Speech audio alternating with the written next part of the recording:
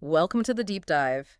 You're tuned in because, well, you want to learn English faster, smarter, especially using YouTube. Absolutely. YouTube is just packed with resources for language learners.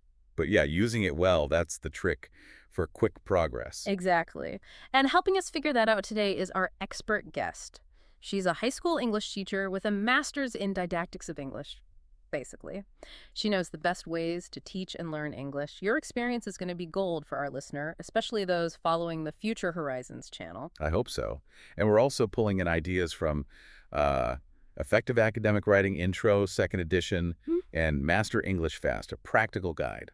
Good stuff in there about language learning principles. Right, stuff we can adapt for YouTube. So our mission today, simple. We're digging out the best, most actionable tips from our expert and these books to, supercharge your English learning on YouTube. Let's do it.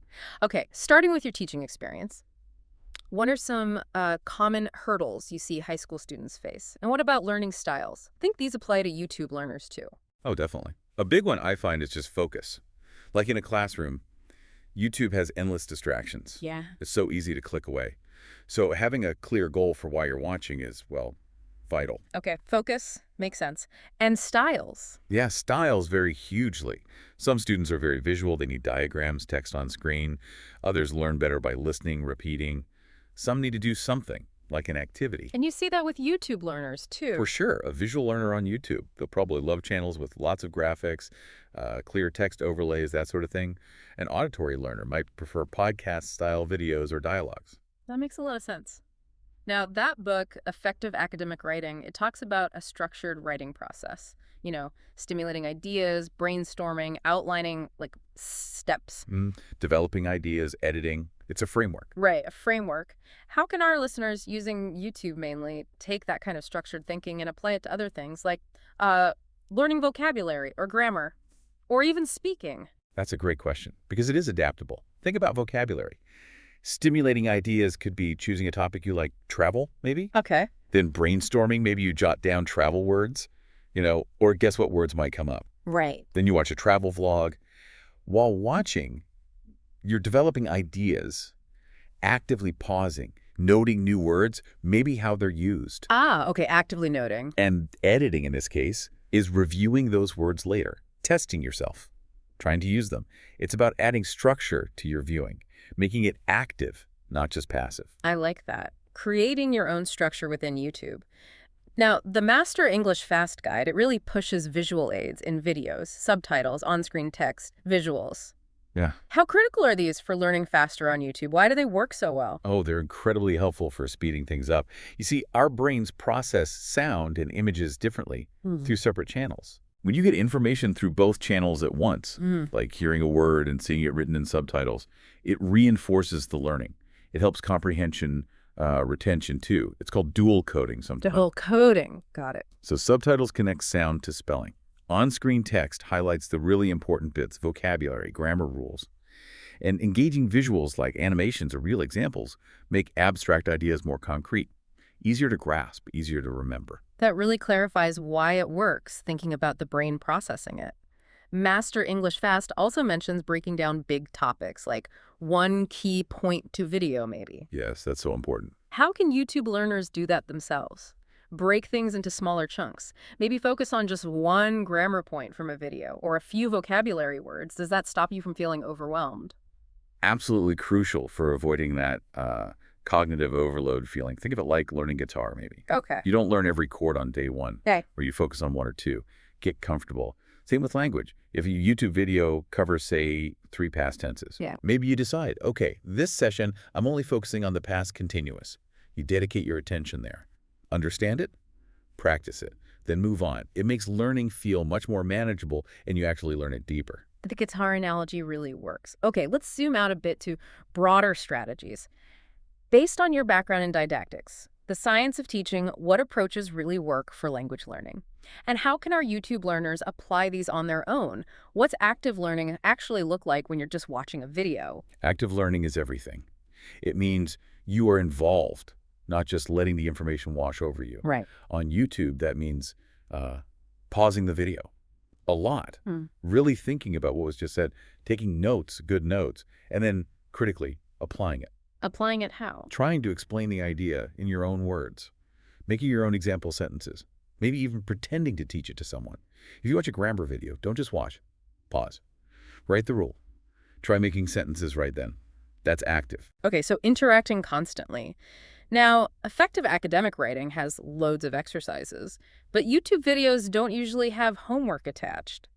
How can listeners practice effectively without that direct teacher feedback? How can they kind of teach themselves? Yeah, that's the challenge of self-study. The key is self-monitoring and comparing. Find exercises online or in workbooks that match the video topic. Okay. Do the exercises. Then, and this is important, go back to the video explanation or find another reliable source and check your work. Compare your answers. Try to understand why you made a mistake, if you did. Ah, the why. Exactly. If the video was on subject-verb agreement, find practice sentences, do them, then use the video's examples and rules to check yourself.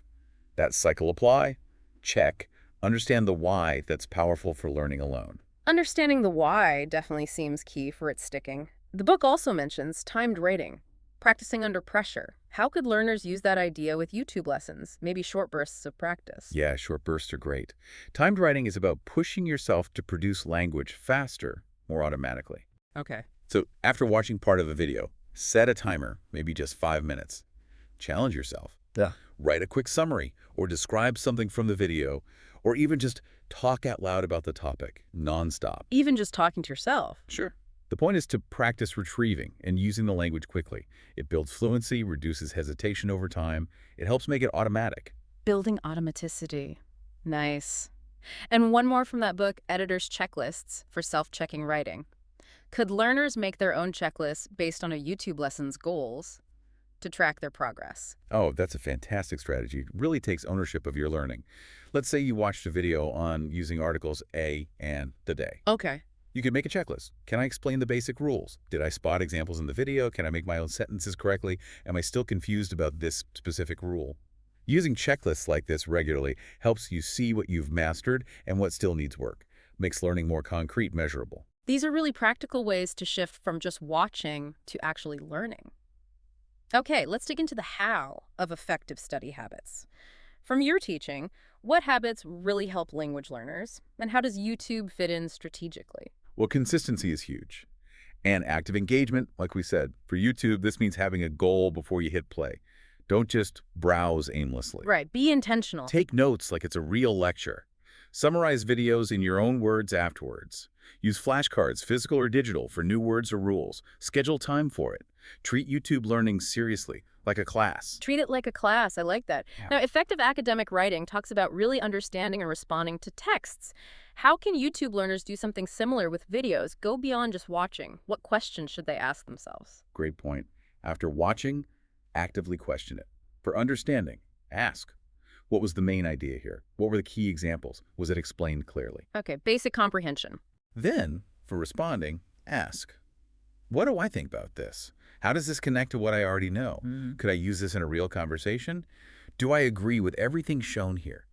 Asking these critical questions forces deeper thinking. It connects the new stuff to your existing knowledge. Deeper processing. And the book has free writing, too. Just writing without worrying about mistakes. Could learners use YouTube topics as prompts for quick writing or speaking practice? Absolutely. Free writing is brilliant for getting language out, building confidence. Watched a video on describing your daily routine? Great. Set a timer for 5 minutes and just write about your day. Or record yourself talking about it. Low pressure. Exactly. Low pressure. It activates the language you just learned. YouTube is just an endless source of prompts for this kind of practice. Okay, and vocabulary. Effective academic writing mentions brainstorming vocabulary, understanding context. How can you actively build your word bank while watching YouTube? It's got to be more than just hearing a new word. When you encounter one, pause. Write it down. Try to guess the meaning from the context, in other words, the visuals. Guess first. Yeah, engage with it. Then, after the video, look it up properly. Note the definition, maybe the sentence from the video, and try to make your own sentence with it. And review. Use flashcard apps and notebook, whatever works for you to review regularly. Pay attention to how the word was used in the video context. Context is key. And finally for this bit, grammar. Effective academic writing covers things like verb tenses, prepositions. How can learners really notice and analyze these structures in YouTube videos? You have to consciously decide to pay attention to the language nuts and bolts. If you're studying, say, the present perfect, Yeah. actively listen for it in videos. Note down examples. Ask yourself why that tense was used there, not another one. Look for patterns in prepositions, conjunctions. Become a bit of a language detective, analyzing how sentences are built in real, natural use. A language detective. I like that image. Okay, these are brilliant insights into how to learn. Now, let's talk about YouTube itself. What specific features can really help learners, things they might be overlooking? Oh, there are some great built-in tools. Playback speed? Huge one. Speaker too fast. Slow it down, 0.75x, even 0.5x. Need a quick review? Speed it up. Simple but effective. Subtitles and closed captions, invaluable. Yeah. Not just for understanding, but for linking, listening, and reading, checking spelling. And the pause button, your best friend. Use it constantly. Pause to think, pause to write, pause to look things up. Absolutely. I live by the pause button when I'm learning. What about the community side? Comment sections, are they actually useful? They can be, yes. If something's unclear in the video, ask in the comments. Often, someone else, another learner, maybe even the creator, will have an answer. Right. Plus, reading comments shows you what others are struggling with or finding helpful. It can feel like a virtual study group sometimes. Less isolating. A virtual study group. Nice way to put it. And finally, staying organized in the sea of YouTube content, playlists. How can learners use those to structure things? Playlists are essential, I think. You can organize videos by topic, grammar, conversation, vocabulary for work, whatever, or by a channel you like. So you create your own curriculum almost. Exactly. It stops you getting lost and helps you follow a more logical path. Yeah. And use the watch later feature too. Bookmark interesting videos so you don't lose them in the algorithm shuffle. Excellent tips for using the platform itself. Okay, let's wrap this up. If you had to boil it down, what are the key takeaways for our listener on future horizons, trying to learn English effectively on YouTube? I'd say the main thing is shifting from being a passive watcher to an active learner. It's about being intentional, using structure techniques, interacting with the content, pausing, noting, applying, and using YouTube's tools smartly.